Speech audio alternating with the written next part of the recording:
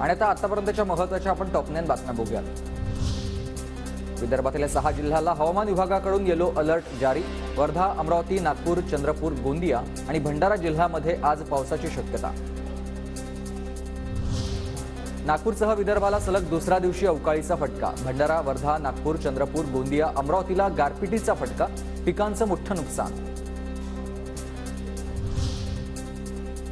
सरकार शेतकऱ्यांना वाऱ्यावर सोडणार नाही, मुख्यमंत्री शिंदेंचं आश्वासन। तर सरकारचं लक्ष असून नुकसान होऊ नये या दृष्टीने अलर्टही देण्यात आलाय।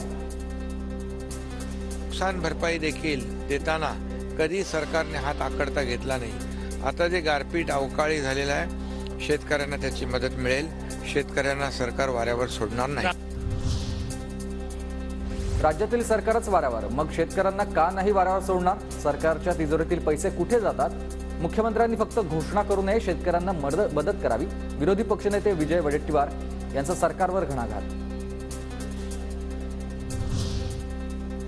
यवतमाळमध्ये भाजप नेते हंसराज अहिरांवर शेतकऱ्यांचा रोष। गारपिटीमुळे पिकांचं नुकसान झाल्यानं शेतकरी संतप्त। शेतकऱ्यांच्या रोषापुढे हंसराज अहिर यांनी जोडलेले आहेत हात।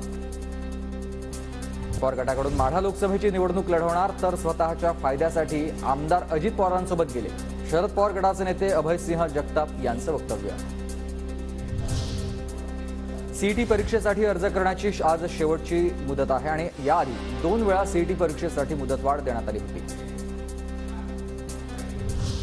राज्य शिष्यवृत्ती परीक्षा येत्या 18 फेब्रुवारीला होणार। 6000 परीक्षा केंद्रांवर 9 लाख विद्यार्थी परीक्षा देणार।